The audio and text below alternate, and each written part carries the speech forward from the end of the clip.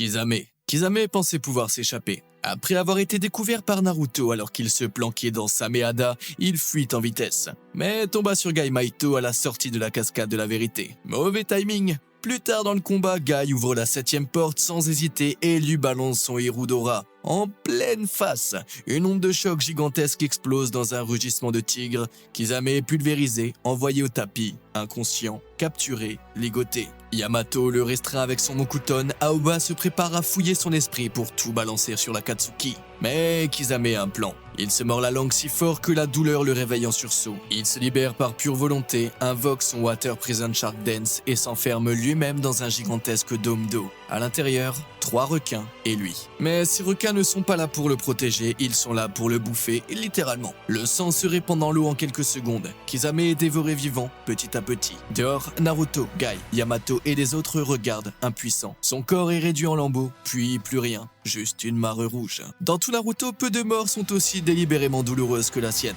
Sakon et Yukon. Sakon et Yukon, 2 frères liés par le sang, par la chair et par une capacité cauchemardesque, la fusion corporelle. Yukon pouvait littéralement s'introduire dans le corps de son frère ou de ses ennemis et les désintégrer de l'intérieur. Un pouvoir terrifiant. Pour eux, aucune barrière n'existait. Ils n'étaient pas des guerriers mais des parasites vivants, imbattables selon eux, jusqu'à ce que leur propre capacité se retourne contre eux. Lors de leur traque contre Kiba après une bataille brutale, Yukon tente de prendre le dessus, mais se fait repousser. Blessé, affaibli, fusionné avec Sakon, il tombe dans le piège du marionnettiste de Suna. Kankuro n'a pas besoin de forcer, il attire Yukon avec Karasu. En un mouvement sec, elle se referme comme un piège à loup, enfermant Sakon et Yukon à l'intérieur. Et c'est là que commence le vrai cauchemar. Kurohari n'est pas une prison, c'est une chambre de torture, prévue pour une chose, l'exécution. Kankuro commence à insérer des lames, une à une, froidement, méthodiquement. Aucune n'est immédiatement fatale. Sakon hurle, Yukon crie. Mais à l'intérieur du cercueil de bois, leurs voix sont étouffées. Le sang commence à suinter par les jointures de la marionnette. À l'extérieur, Kankuro regarde, tout est déjà terminé. L'équipe Shigure. L'équipe Shigure n'aurait jamais dû croiser le chemin de Gaara. Shigure, le leader, pensait qu'il suffisait de frapper fort, vite et de récupérer le rouleau. Le combat commence brutalement. Shigure déploie son ombrelle et active sa technique signature, Senbon Kaza. Une pluie d'aiguilles descend piquée sur Gaara. Un instant de silence, puis un bruit sourd. Aucun Senbon ne passe. Le sable s'est élevé de lui-même, une barrière organique, vivante. Protectrice, Gaara n'a même pas regardé les Senbon. Il fixe juste Shigure, sans émotion. Shigure décide de s'approcher, de forcer le contact.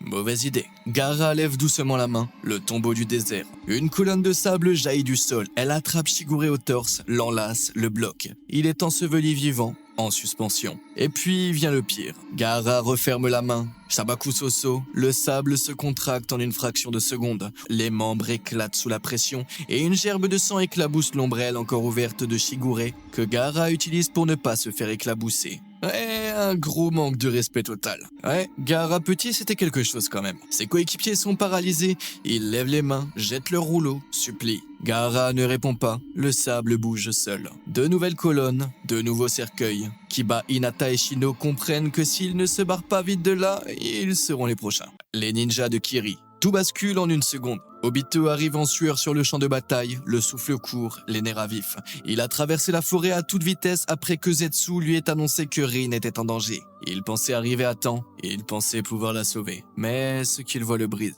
Kakashi, le Chidori, Rin empalé. Son regard vide, le sang sur la main de son meilleur ami. Elle murmure juste le nom de Kakashi, puis s'effondre, morte. Et là, Obito cesse d'être humain. Le silence qui suit n'est pas normal, il est glaçant. C'est le calme avant la tempête, puis une explosion intérieure. Le Mangekyo Sharingan s'active, le chakra jaillit, et la forêt tout entière commence à trembler. Et les ninjas de Kiri, toujours en position autour de Kakashi, lèvent les yeux, surpris. Ils ne comprennent pas ce qu'il se passe. Des branches surgissent, mais pas des branches normales. Elles transpercent les soldats de Kiri un par un. Ils ne comprennent pas qui est ce gars, c'est un massacre total. Et le pire, c'est que les ninjas de Kiri n'arrivent pas à le toucher. Non pas parce qu'il esquive à ce moment précis, mais Obito est juste intouchable. Donc, conclusion, les ninjas de Kiri ne peuvent pas l'abattre. Obito avance, il attrape un ninja et l'écrase sous ses pointes, encore et encore. Certains tentent de fuir, trop tard. Le sol les avale, les arbres se referment. Et quand le dernier soldat de Kiri tombe, transpercé, brisé, vidé de tout, Obito reste seul au centre de la mare de sang, entouré de cadavres mutilés.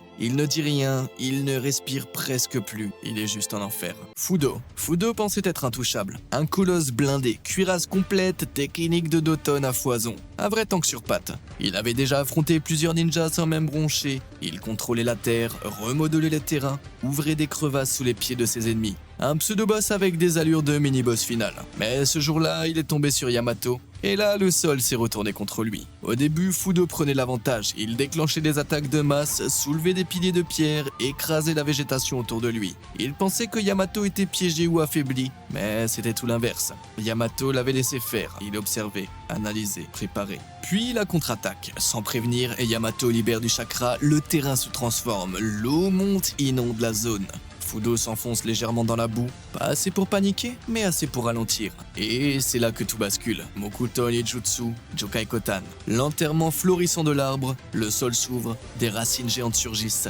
Elles rampent comme des serpents, contournent Fudo, s'enroulent autour de lui méthodiquement. D'abord les bras, puis les jambes, puis la taille, le torse, le cou. Il tente de les briser avec ses poings, mais elles sont bien trop nombreuses, bien trop solides.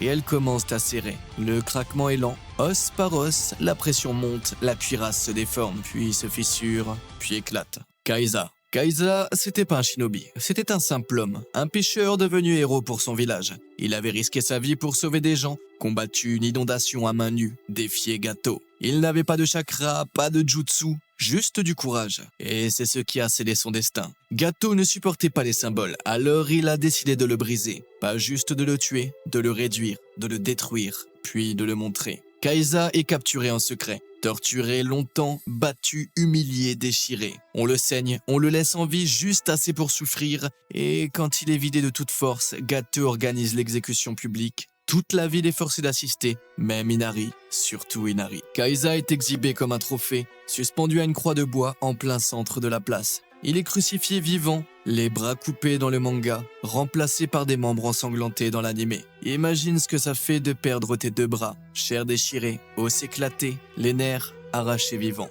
Son sang coule lentement sur le bois, il respire encore. Il regarde Inari, mais ne dit rien. Il sait que c'est la fin. Puis l'ordre tombe, une lame s'abat. Kaiza est exécuté, tranché devant tout le monde. Le message est clair. Voilà ce qui arrive à ceux qui se dressent. Et Inari, figé dans la foule, voit son héros mourir sans pouvoir faire quoi que ce soit. Fu Yamanaka ne s'attendait pas à ça. Shinobi loyal, membre de la division sensorielle de Konoha, toujours discret, toujours efficace. Jusqu'au moment où il a été capturé par Tobi, traîné dans l'ombre et livré à Kabuto. Pas pour un interrogatoire, pas pour une rançon, mais pour devenir un outil, un sacrifice. Car l'Edo Tensei, c'est pas une technique de réanimation, c'est une négation d'identité. Kabuto n'a pas eu besoin de l'interroger, il l'a préparé, installé, scellé, et il a lancé le jutsu. Et là, l'enfer commence. Le corps de Fu s'effrite vivant. Ce n'est pas une mort rapide. Son âme est arrachée centimètre par centimètre. Sa peau devient grisâtre, friable. Des cendres conscientes.